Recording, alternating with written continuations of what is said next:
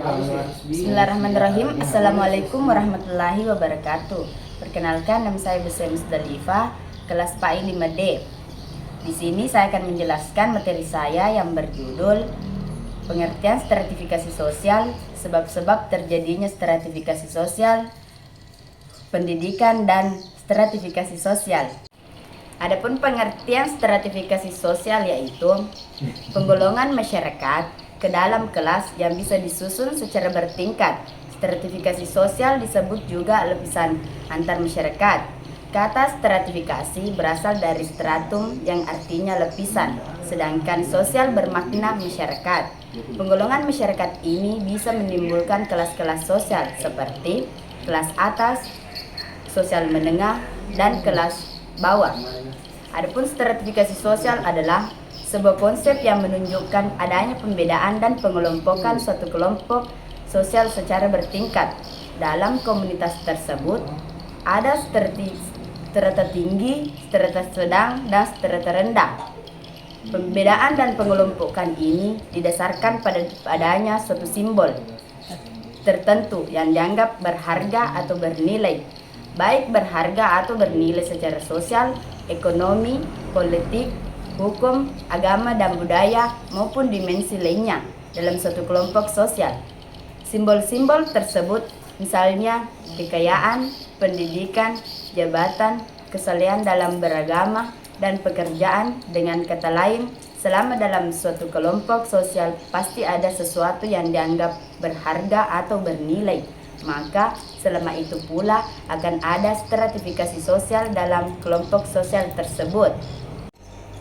Adapun yang kedua yaitu sebab-sebab terjadinya stratifikasi sosial. Stratifikasi sosial atau sistem kasta bisa terbentuk secara sengaja dan secara tidak sengaja.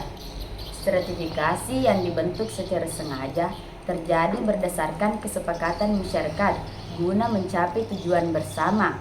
Contoh stratifikasi sosial yang dibentuk secara sengaja misalnya menyangkut wewenang dan kekuasaan seseorang dalam organisasi formal, militer, pemerintahan, jabatan seorang karyawan perusahaan, dan sebagainya. Dan adapun stratifikasi sosial yang terbentuk secara tidak sengaja yaitu misalnya menyangkut usia, di mana ada usia senior yang dinilai lebih bijak atau berpengalaman sehingga fatwanya patut dijadikan sebagai nasihat bagi yang usianya lebih muda. Selain itu, juga bisa menyangkut kepandaian seseorang, misalnya pemuka agama, guru, dan lain-lain. Bisa juga menyangkut harta kekayaan, di mana pada kehidupan masyarakat, pada umumnya orang yang kaya akan lebih dihormati. Dalam buku Sosiologi karya Budiono dan buku berjudul Sosiologi, dijelaskan bahwa pembentuk stratifikasi sosial itu bisa berupa uang, kehormatan, ilmu, kepemilikan barang yang bernilai ekonomis, kekuasaan, keturunan, pekerjaan, dan kesalehan dalam beragama.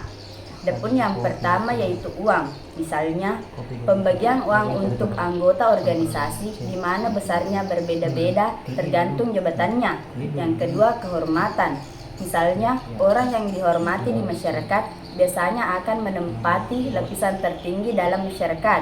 Yang ketiga ilmu, misalnya orang yang punya ilmu lebih dihormati daripada orang yang tidak berilmu, atau orang yang lebih berpengalaman lebih diikuti nasihatnya daripada orang yang belum berpengalaman.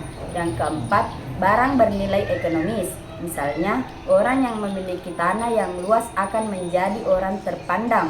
Yang kelima, kekuasaan, misalnya keluarga kepala suku atau pejabat akan lebih dihormati. Adapun poin yang terakhir yaitu pendidikan dan stratifikasi sosial.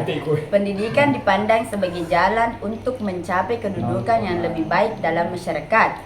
Makin tinggi pendidikan yang diperoleh, makin besar harapan untuk mencapai tujuan itu. Dengan demikian, terbuka kesempatan untuk meningkat ke golongan yang lebih tinggi. Baiklah, itulah materi yang telah saya jelaskan. Lebih dan kurangnya mohon dimaafkan. Wabillahi taufiq wassadah. Assalamualaikum warahmatullahi wabarakatuh.